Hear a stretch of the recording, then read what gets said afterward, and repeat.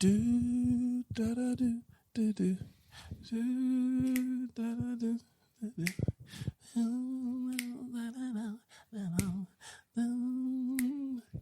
In the very first time I had a podcast, I had my friends to say hi. We were talking on microphones. I swag. I swag. Then I swear on hypnotic. Yeah, we're exciting. Here. We're back. Bipolar on my body. Unfortunately, we're back. That's a different song, but we'll get to my guest here in a second. But if you're new here, this is Dated, a show that investigates love. I'm your host, Danny. I'm in an undisclosed place here in New Jersey. And the voice that you've heard is someone that, if you know me, you may know this voice pretty well. If you ever heard or listened to the show Callbacks, if you have an Instagram, if you happen to teach, I don't know, if you just like white guys with a decent amount of swag, Sam Salem's here. What's up, bro? Deacon Daniel. We're so back. The pod gods have. I don't want to be with anyone but you. Nobody gets me, you. I don't want to say hear that in a hotel room with this. That's crazy. Yeah. What's up, bro? Podcasting with you makes me understand the yearning that SZA writes about in her songs. SZA, oh yeah, thick. Shout out to Thick SZA too. I mean, she's always been thick, but shout out to specifically Thick SZA. We're a minute into recording, and Danny found a way to bring up thick black women again. It's either Delta flight attendants, yeah, haven't cussed, or it's women singers. That is very true. Sam, thank you for doing this. We're in New Jersey, Rutherford, right before our show here. Yes, sir. I'm on tour. We're headlining. Danny's opening for me. Yeah, we were back. But all right, so the show it investigates love. First question I like to ask my guests, what is your first example of love? My first example of love? Yeah. Like in life? Yeah. I mean, I guess my parents, they're very sacrificial, loving people. Tell me about that. Faith-filled, good Christian folk. Yeah. So I don't know. They were just all about doing things. I mean, I guess this was later in life, but like, my sisters lived like in Minneapolis and my dad lived a half hour away in the suburbs. And like, if it snowed out, he would wake up at like 5:30 a.m. to go clear their cars off of snow because he knew that they had to get ready for work. They don't have garage parking or anything. Gotcha. So he'd be the kind of guy that's just like, that was just like normal. He didn't think like, wow, let me do this great act of kindness. He was just like, oh, these are the kinds of things that you do. So that's like the dad I grew up with. Yeah, I feel like I like to ask that question because I feel like that really does. It's a precursor to how you are as a person, as a quote unquote lover or whatever. Like knowing you, I'm not married to you, of course, but I feel like you're very much like a acts of service kind of person, even with your friends too, low-key. Yeah, I brought you a present. Yeah, I was like, thanks, bro. I really appreciate that. I feel like I'm starting to creep the bros out because I'll just be like, here, I brought you this sweatshirt that reminded me of you. That's literally what I did. And then they're just like, thanks. It's like when dogs bring like rats from outside, like, oh, okay, thank you, buddy, for bringing me this. But I will rock that Carhartt though. I appreciate it. Yeah, man, had to get you a Martin Luther King Jr. Day gift.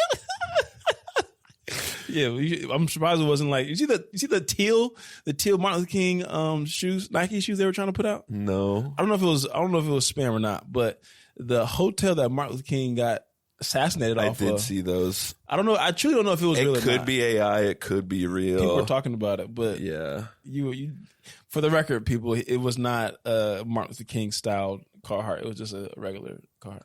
Yeah. Well, it was my personal drawing in Sharpie of Martin Luther King Jr. on the front of it. Alive, by the way. But yeah, no, you're right. I feel like that is like the acts of service, gift giving kind of like, oh, this makes me think of that person.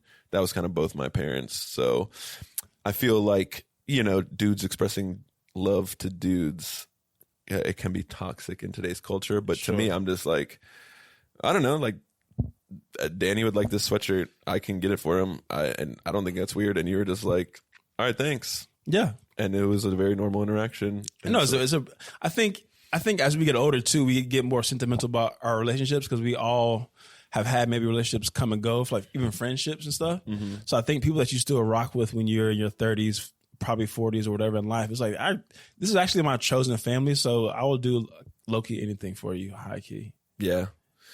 On some chill shit. Are we running fades together? Yeah, let's run some fades. Would you like to run some fades? Yeah, please, brother.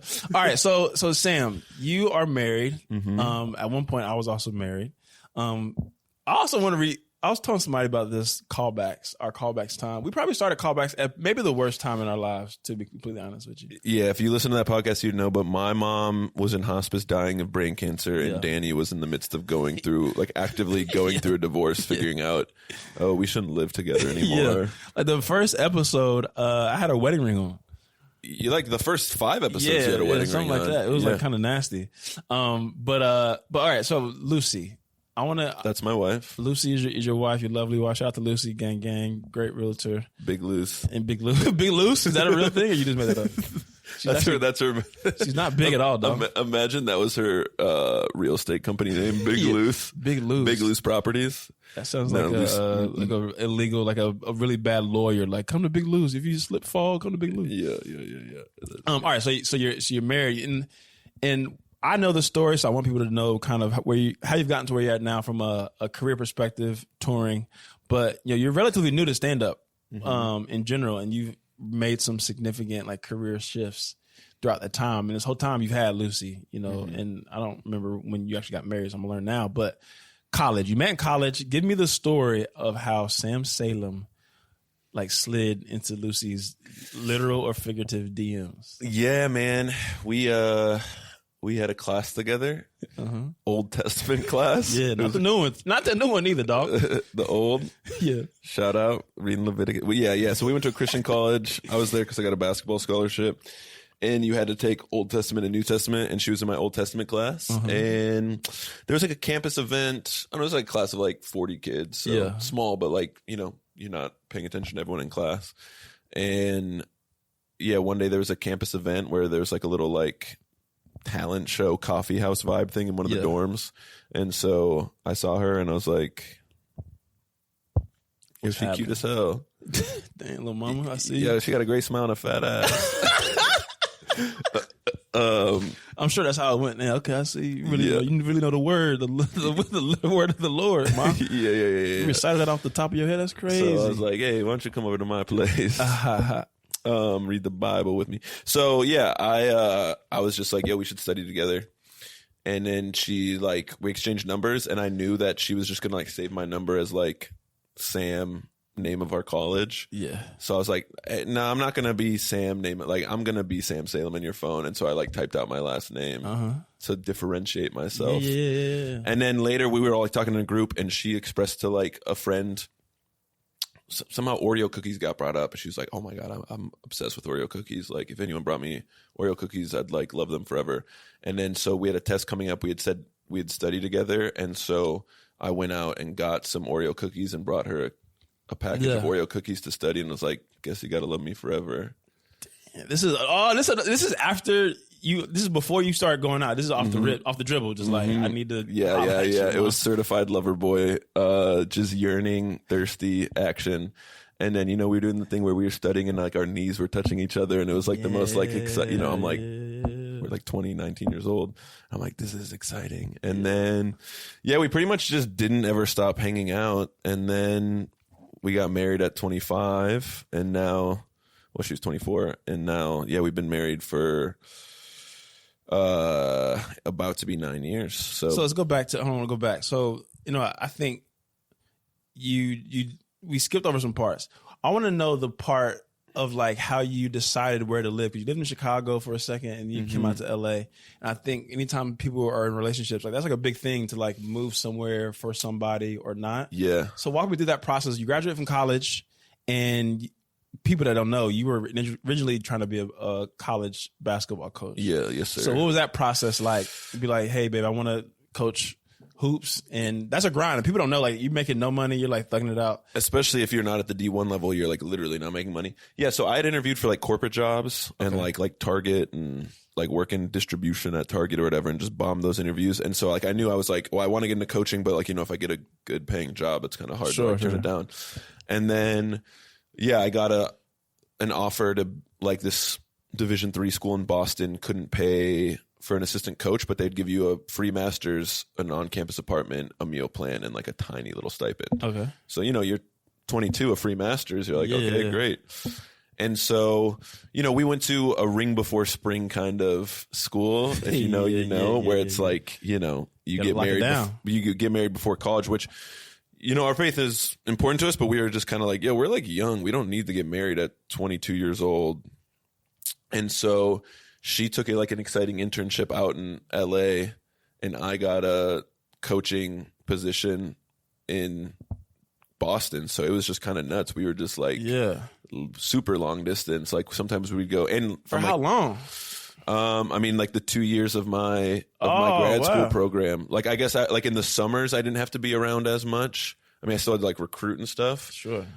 But there'd be we'd go there was a time where we went 3 months without seeing each other, which that's a minute. That's long. That's a long. It's really hard to especially you're 22 grad school student. I had friends who would be not even doing anything crazy, but we're we're gonna just go hang out or whatever, and I'm like, all right, I'm just gonna be FaceTiming all night, or it's different 3 hours is a different time zone. That's I've done nuts. that. I've done the time zone thing where it's totally 4 hours, 3 hours, 4 zones over, and when you're on the West Coast and they're on the East Coast, you're ending your night, or say you're talking to someone on the East Coast, you're in the West. Yeah. You're in the middle of your evening.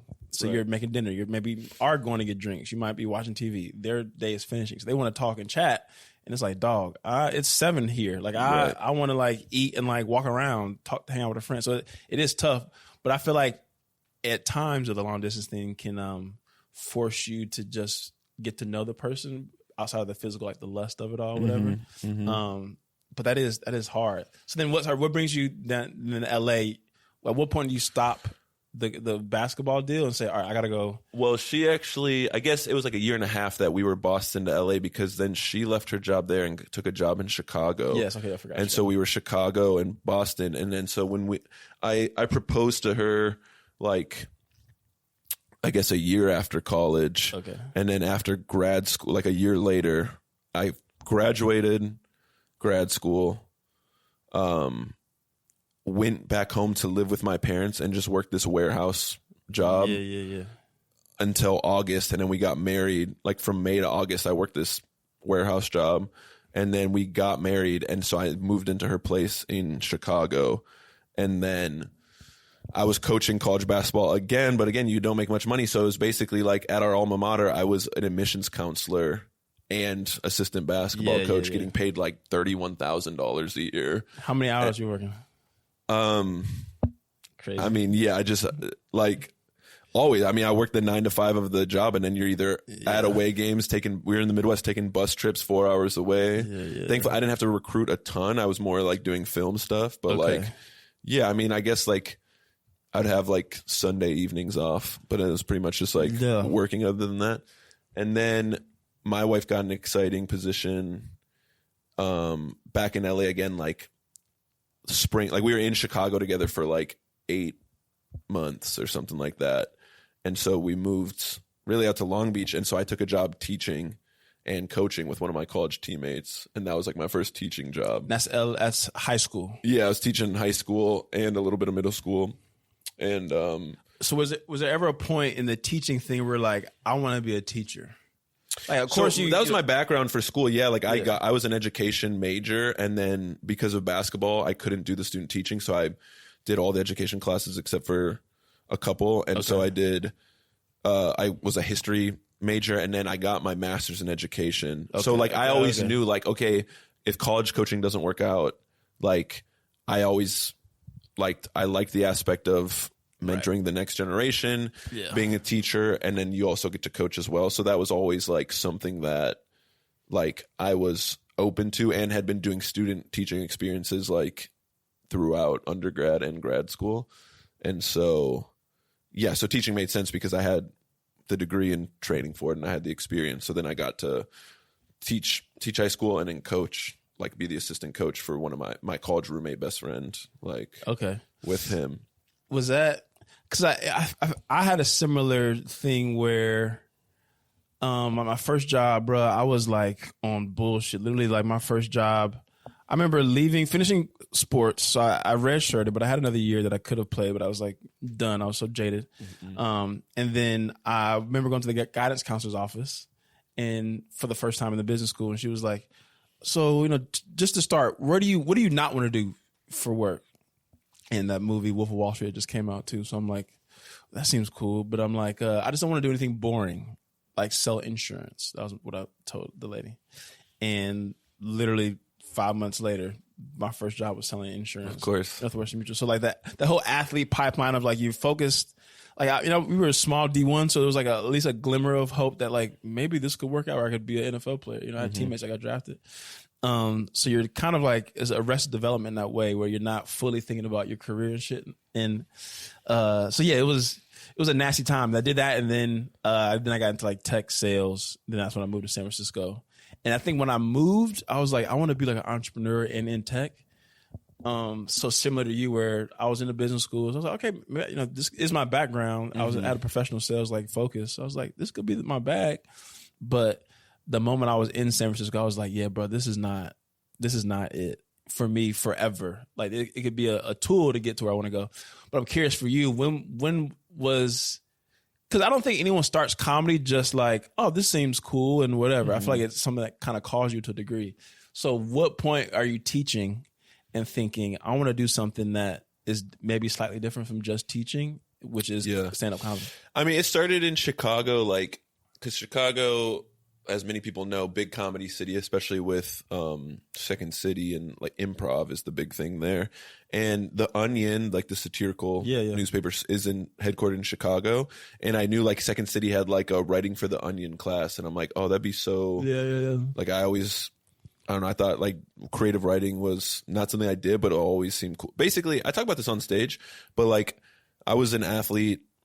Please don't look at my statistics at any point in my career because they're all terrible. What you was doing? Averaging like 3 points a game in high school. 3, that's a shot. Okay. But yeah, like I just thought like if you're an athlete in high school, you have to be a jock. Like if you're a band geek, or you're emo, or you're punk, or you're prep, or like you just have to be your stereotype. Yeah. But like I really would be sitting there. Like I didn't ever know I wanted to do comedy, but I thought everyone felt this way. As like a lot of kids will have certain feelings that they're like, everyone feels this way, and it's just like maybe some people, but not everyone. Where I'd like my friends would be in the plays, and I'd see them performing, and I would just have this like jealousy, like not like a bad jealousy, but just like that seems so freeing and fun. Like you get to perform in front of all these people. Bro, that was for me. It was there used to be these like kid shows, like the show Zoom. Yeah. Or like any of those Nickelodeon like kid game shows. Yeah. I'm like, I want to be that kid. Like I feel like I'm just as charismatic or talented as that kid. For sure. And like don't get me wrong, like I love competing. I love I love sports. I love like the chess aspect of it. But like there was a time, where we're playing our rival school and the stands are packed out, and you're warming up, like dunking in warm up lines and kind of looking around like, hey, all these people are here to see me. Like, once the game starts, you're not thinking about that. But like in the performance of like just like that start running out. And so I always had this like, I didn't know what to do with it. And my mom, I probably said this on callbacks, but like my mom, she always, I didn't even know what Second City was, but she was always like when I transferred freshman year to a school in the Chicago suburbs, she was like, you'll be close to Second City. And her friend or her cousin grew up with Jason Sudeikis, and Jason Sudeikis like quit playing D3 basketball to like move to Chicago. Did he really? I didn't know that. Do Second City. And like that was like his background to like, and now he's Jason Sudeikis. And so my mom always was like, you should do Second City. Or even when I was college coaching, she was like, I could see you as like the guy who coaches, but then like you'd be so great on ESPN. But I always just think like, oh yeah, a parent always just says nice things. Your mom's gonna be proud of you. But like she really did like just a mother's intuition of like, no, you like performing. And so anyway, when I was in Chicago, I was like, maybe I'll sign up for like a Second City like writing for the Onion class. And then we moved to LA, and you're in the entertainment capital, and so I was too scared. I don't even know why I was just like, I'll just pick a class, and the class that happened to be open that worked with my schedule was the stand-up comedy class. I don't even know why I picked that, but I was just like... Is this COVID or what year is this? This is like 2018 or something like that. And so I was just too scared. And like, I'm like a big, like, I don't know how to do things, so I'm just not going to do it. So that's why I like signed up for a stand-up comedy class, which are corny, but can be helpful. Bro, I did the same. I think I told you, I did the same thing in Chicago. I was working my job. I think I got like, either was up for another promotion or I just got it. But like my third promotion in 3 years. And I was making the most money I ever made, but it was the most miserable. Yeah. I'm like at that point, I started when I was 26, but I started the class earlier 26. Yeah. So similarly, just like, bro, but to your point, I needed that little bit of a structure to be like, it's going to force me to do it. I have to prepare, I have to do homework. Right. From the athlete perspective. Yeah. And then I was not in that world at all from a cultural perspective, like imagine the people we hang out with now, comedians, and like back then when you had no background in it, like we weren't around those kind of artistic alternative. Some motherfuckers didn't go to college. Like it was a different kind of bag. Different for sure. But yeah, so that class, I was just like, I mean, this is not a flex at all because it's just like random people signing up for it. But it was like, I genuinely would make people laugh and everybody else would just be like bomb. I mean, I'd bomb a lot too, but people would just be bombing for every week, right? 2 more minutes and like people would just be bombing and it went well. And so I'm like, ooh, I like stand up. But then like you get busy with life. I'm driving like over an hour away to the school I'm teaching at and coaching and teaching. I didn't have time for it. But then, COVID hit and I'm like, oh, well, if I'm ever going to do this, people started, like most people, COVID hits, you start taking like a look at your life and being like, okay, I'm locked down in my room all summer or whatever. Let me like, what do I actually want to do with my life? And so obviously fortunate enough and privileged enough during COVID to like not have major worries where I could think about it. But I'm like, oh, when things open back up, I'm going to like actually go to open mics. And so, I was like about to turn 29, which is like pretty late to be starting.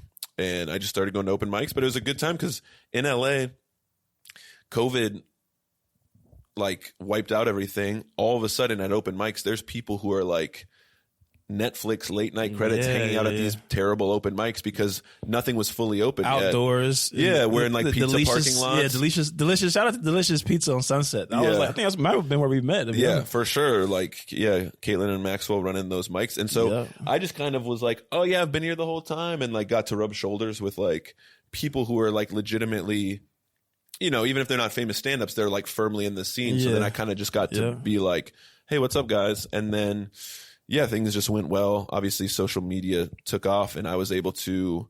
I'll say before you get to that point. So one or two things, the stand-up class part. I think a lot of people like shit on stand-up classes, but I think what was helpful was like it did make you actually. It was a writing. Essentially, it was a writing class, and I think if you reposition it in that way of like it's teaching you how to write different kind of jokes, and like every week it's the one. You might do one-liners this week, then you might do stories. So it's like it teaches you structure, and then when you start, you like understand what you're good and not good at, and like it kept me focused. But then my second question to you is, during that transition time when you're starting stand up, what is Lucy saying? Is she like, okay, sure? Or she's like, oh, you should, or she's like, I don't know what this even means. Yeah, I mean, she was super cool about it. I guess it's hard to be. I am grateful, but it's like I don't know any other way, so it's hard to even like be as grateful as I should be. You're right, and I am very grateful, but like she just was cool with it. Yeah, I think honestly, like I think I am a good basketball coach. Like I think I would pick up on like, oh, this is like I write a good scouting report. I wasn't passionate about it. Like I thought I was, and I liked it. But like again, if you're gonna do coach college basketball, you gotta live it. I mean, you're college sports in general. You gotta live it. I was making $31,000 a year to work as a full-time college admissions counselor, go to college fairs, and then be grabbing Chick-fil-A for the players and go road tripping from Deerfield, Illinois to middle of nowhere, Indiana to play a game, film study, whatever, and long practices. And so like you have to love it. And I think my wife I just thought she was maybe being like a little bit like, you don't spend enough time with me. But looking back, it was like, hey, it's not that you don't spend enough time with me. It's like, I can see that you like this, but you don't love it. And to make it in this, you have to, like you said, live it. And I think with stand-up, she just always knew like, oh, like there's something different about this. He likes this. And so that's been really cool. And honestly, she's the one where like I'm afraid of taking risks, and she's kind of like lovingly bullied me of like, hey, you don't ever do stuff unless you know you're guaranteed to make money, and that's holding you back because you're never going to take a risk or spend money on stuff. So like you should do that. Or like I'll be like, oh well, this person offered to like I can open for them on the road, but I'm actually, by the time I get paid and the cost to get there, I'm going to lose $50 for this weekend. And she's like, and you're going to get more practice in front of a different audience. You're going to network. You're going to become close with this person. And obviously, again, privileged take where like we're good, where she makes enough money where it's like I can take opportunities like that. But yeah, like I've had friends who got married. I mean, I guess you even, but like another friend who he's on the road all the time, and his wife was just like, I'm not doing this, because he wasn't doing stand up when they met. Yeah, right. Yeah, and then it becomes like a big thing where like Lucy is just like, I can tell you actually love this, and you're going to live this, and you're going to grind it. So even though it sucks being home alone for a weekend because you're in Rutherford, New Jersey, I know that this is like your passion. I'm proud of you. So, I mean, I really owe a huge part of my career to like her. Yeah. I'm curious how much of her own professional pursuits even informed her to be better for you, like show up better for you, right? Like, I don't know when she started in the real estate deal, but that's like a beast in itself. You're I mean, same time I was really getting into stand up. So you're building a book of business from scratch. You're like hustling. You're cold calling. You're like knocking down doors. Right. Yeah. That's been a big help, because we relate to a lot of things. There's so many parallels to like, putting yourself out there and trying to sell a house, and like also putting yourself out there and being like, hey, please love who I am on stage, like, and selling yourself. So there definitely has been, being able to relate to each other in a big way. All right, so now let's get to the social media part. So before this current iteration of Sam on social media, what was Sam's like Instagram? What was like the presence? What were you? Was it basketball stuff? Was it shoes? Was it plates of food? Oh, just like before I was like a content creator. Yeah, like what was the vibe? I mean, it was like pictures of me and Lucy on a date with like Bible verses in the captions. It was so embarrassing. It's like, yeah. It was like truly like some cringe. I mean, like cool that we've always, like, what a blessing, like a relationship, and we really just have been like in love. But it's some really just like archiving some of those posts. I was just like, it's like just a grainy photo of us at like the Cheesecake Factory, and I'm talking about as if it's like the the most one of a kind nights and like this. So what's the origin? Now I want to know the origin of how we got to where we're at now from a social media perspective. Like, do you remember the first video that not even went viral, but it's like got traction for you to be like, all right, I'm gonna low key go in on this a little bit? And when was it? Yeah, the like on Instagram, it was basically just like, well, I was kind of posting some teaching stuff, and then the school wasn't cool with that, even though the parents and the students in my department chair was. Okay. So that like stuff kind of popped for a second, but then I had to stop. So then I'm like, screw social media. It was like in classroom stuff, or what? Yeah. Okay. And then, which was just like everybody that, anyway, it was stuff got blown out of proportion. So then, I just stopped posting on social media, and I'm doing stand up. But then it's like, okay, sadly, in today's age, I have 500 followers on Instagram. That is, people look at that and they're just like, you might not be a real comedian. Even though I know plenty of people with 500 followers that are killers on the mic. And so, I heard all these bookers saying like, oh, it does help if you have a following. So one day I'm like, it's so embarrassing. And honestly, posting on social media is embarrassing. That's the one thing that still. Yeah, people are, I mean, I'm more used to it, but sometimes I get on my friends, I'm like, hey man, you're a killer comic, but you don't act and you don't post on social media. How are you ever going to create a fan base for yourself? Like in today's age. And they're like, well, easy for you to say you like and are good at social media. I'm like, no, this feels all my posts on social media just being like wedding anniversary, time with the family. And then all of a sudden one day I'm like, craziest thing ever happened, guys. Let me tell you a story. And so, but one day I just took one of my stand-up jokes and I told it as a story, as if it had just happened in the classroom. Okay. Which, I mean, it was bits and parts from a classroom experience, and I wasn't expecting anything, but it got 12 million views or 10 million views on TikTok. Okay. And then I didn't really want to post on Instagram because it just felt like TikTok. I don't know anybody on there. These people, I don't know them. But on Instagram, it's like, okay, my friends and friends' parents and people from my church back at home. Like, it's so weird. But one day, this account Betches. Yeah, BETC. Yeah, it's like they have like a podcast. It's like this liberal kind of political pop culture account. And their podcast wanted to repost one of my TikToks on their Instagram account. Okay. And so I'm like, yeah, you can as long as you tag me. So they did that. And all of a sudden, a bunch of people, like, not a bunch, but like 100 or 200 people followed me from that video. I'm like, oh, well, if I'm going to keep up this traction, I got to start posting on here too Instagram. So then I did. And it was kind of like the traction from those people, because the video they posted of me went viral. Got you. On Instagram. And then so people started following me from that. So yeah, it was just all teaching stuff early on. But then I'm like, okay, I like my teaching stories, but I'm not trying to be teacher comedian. I'm trying to be a comedian who has been a teacher or teaches, but I also got other stories. So try to diversify it now a little bit. But yeah, before it was just like, today they told me I'm built like a cake pop or whatever. Well, was a lot of that stuff, was it in the car? The early stuff? Yeah. It was always on the car. Just because that was this, like, it's loud or it's bad lighting, and my apartment didn't have overhead lights. So it was just bad lighting. So the car was just, I can set the phone on the steering wheel and there's lighting coming in and it just looked good. Which reminds me, I mean, if you want beef, if you want to talk about some beefs, I think it was Luis G. Gomez. You know who that is? Yeah. And like Ian Findance and, what's his name? Ari Shafir and another guy. They don't even know who I am, but on one of my viral, like, I'm making up slang to gaslight my students. One of those videos went viral, and I think it was Luis G. Gomez shows. He's like, they're just one of those podcasts where they're looking at viral videos, and he's like, hey, check this out, guys. Isn't it funny? And like Ian Findance and Ari Shafir and all them are like, nah, that's gay and stupid. So Gomez is like, yeah, you're right. It is stupid. I don't know why I liked that. And immediately was just like, not even like, oh man, I found it funny. And they then, like, I don't even immediately went from that to like using like the F slur, not even about me. And I think one of them even said the N-word or something like that. What? But somebody just sent me this clip of like, it's like the Legion of Skanks joint. Like or one of those. Yeah, it's one like Skankfest, right? That's like one of their like they're some of those dudes, right? And like, but they were like making fun of me, like, this guy's such a tryhard. He set up a tripod in his car to film this, and I'm just like, comedy is a try. Look. I mean, if you look, doing comedy is try hard. I told you this last night too.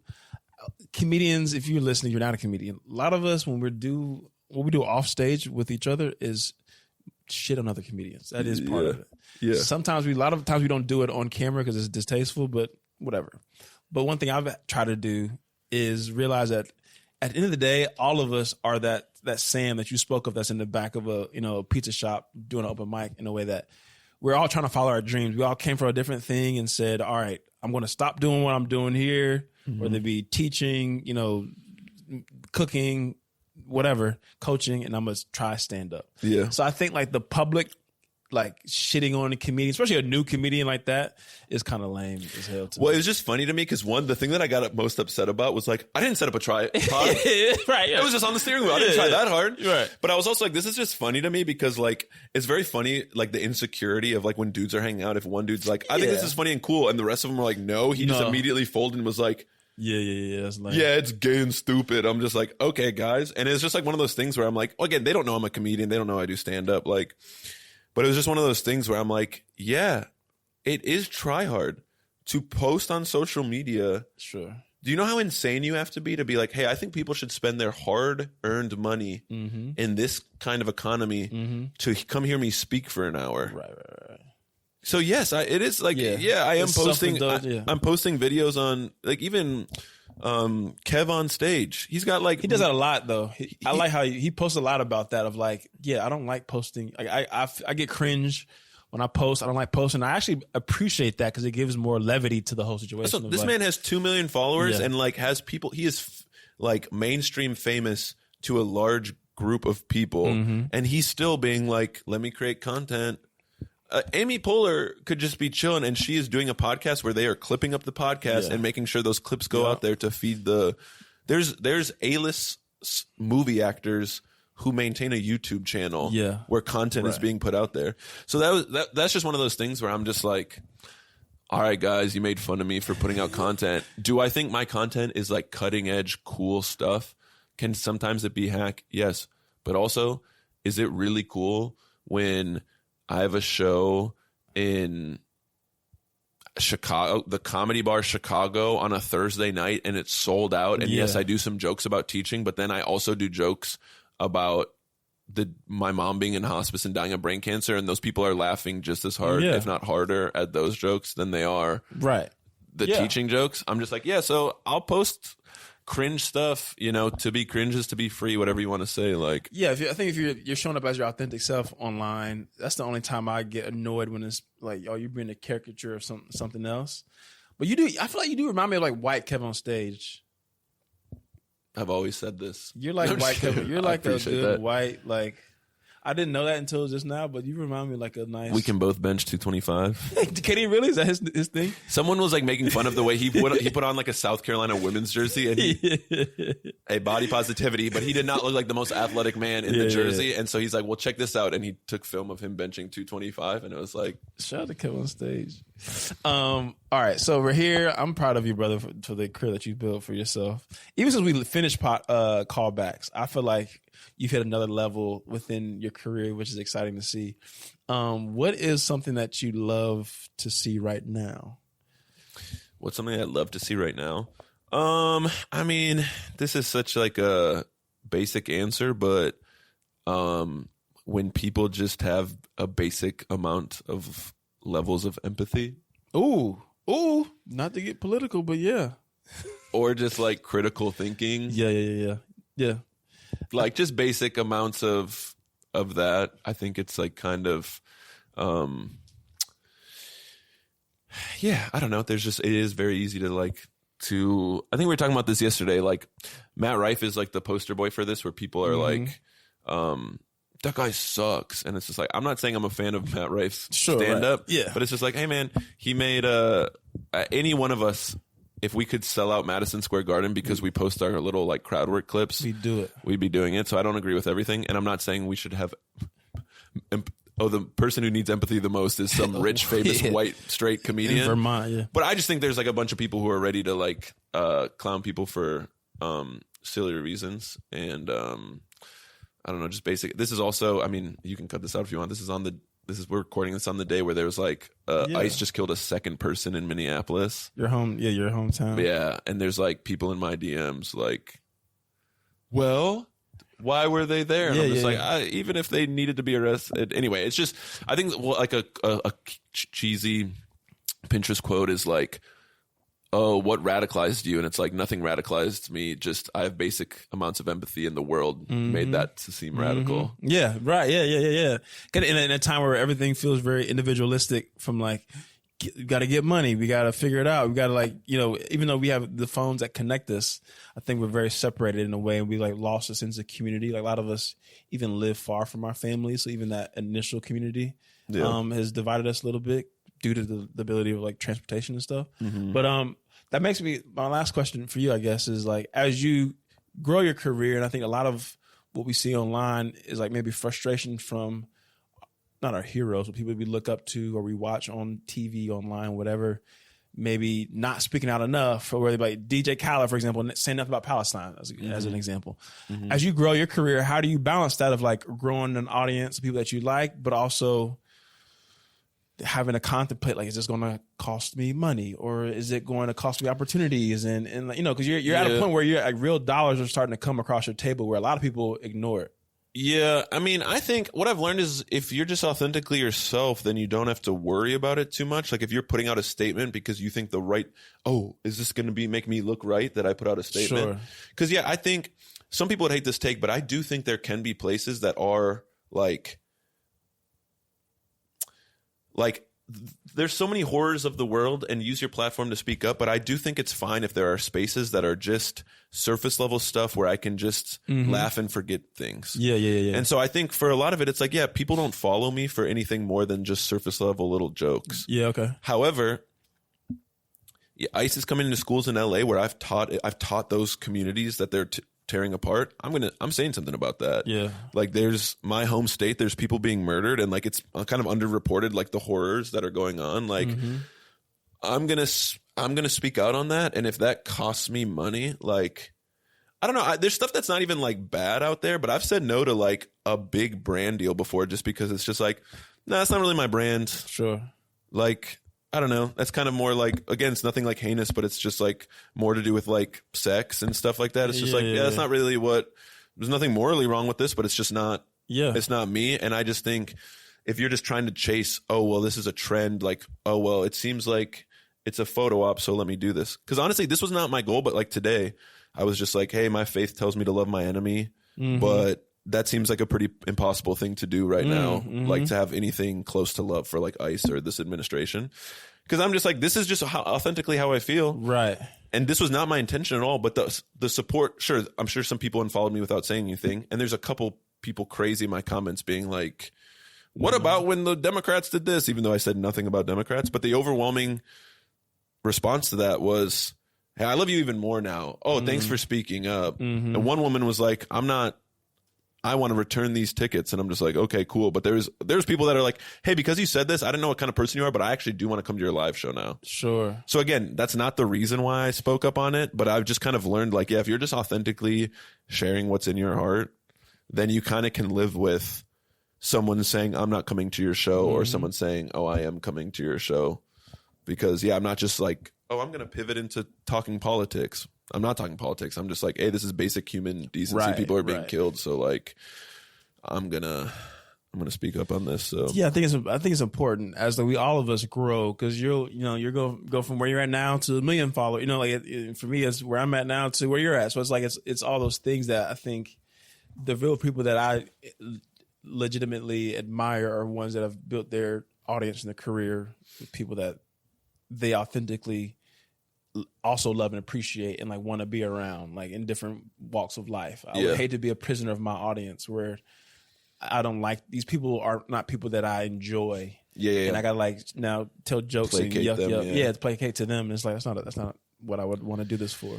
Yeah. I've also found like there are sometimes it's really hard to resist clapping back at people because it's usually the trolls that say really like, I'm like, they're saying dumb things, or I'm a professional stand-up comedian. Yeah. Brother, you're trying to troll me, and I found your podcast link in your bio, and it doesn't have any shares, comments, or views. Nasty word. And you're going to come at me. Like, I can think of some funny things to say, but I think when I do just appropriately respond, like, not flying off the handle, but I just say, like, hey, I'm abolish ICE. My faith is against this. I've even had some people who are, like, politically opposed to me that say like, well, I don't agree with you, but you're still funny, so I'm going to keep following you. And I'm kind of just like, okay, well, change your political beliefs. But like, you know, even the people who disagree with me, they're just like, all right, well, he didn't say, I hope all you people die. Sure. Even though that's like emotionally maybe what I could. Yeah, right. Like, viscerally, yeah. Like, but like, yeah. So I just kind of like, I don't know. I just, it's all going to work out. And I guess I do have the privilege of like, I have a wife who makes good money and a life where it's just like there's so many safety nets where it's like if all of this went to hell, I have some sisters or a dad that I can move into their basement until I get back on my feet. So I guess that also puts me in a spot where I'm just like, I'll speak up on the things that I want to speak up on, and if I get backlash for it, we'll figure it out later. Yeah, we talked about that yesterday too on the way to the venue of like, I've never been one of those comedians to be like, I don't know what I would do with my life if not for comedy. Like I have no other skills. Like, brother, I would go somewhere and build tiny houses or open up a coffee. Like I would like make clothes. Like I love comedy, and it's truly ruled my life since I've started. I've lost relationships, I've gained relationships from it. But I would never let it rule me in a way that, I would not be my authentic self. But anyways, I know we got a show to do here. Love you, brother. Thank you so much for doing this. If you guys don't subscribe, I'm putting you on a watch list. Tell somebody in that camera right there what you love about them. What I love about them? Yeah, the people that are going to listen to this. We've done this before for callbacks. So speak to them directly, wholeheartedly. But who am I talking to? The listeners. Okay, I want to say that I love that you're supporting a strong, independent black man like Danny Sellers. Yeah, exactly. I love that you are listening to this. I love that you're giving independent artist doing it his own way a chance. Type shit. And I want to say I love you, Pittsburgh Steelers, but I actually hate you because you're ruining my life with your franchise coaching hires and decisions lately. Go Bengals. Okay, that's horrendous. And I do want to say, who else do I want to give love to? Streets. I do got love for the streets. Okay. Thank y'all for listening. This is another episode of Dated. Bye. I don't want to be with anyone but you. Nobody gets me, you do.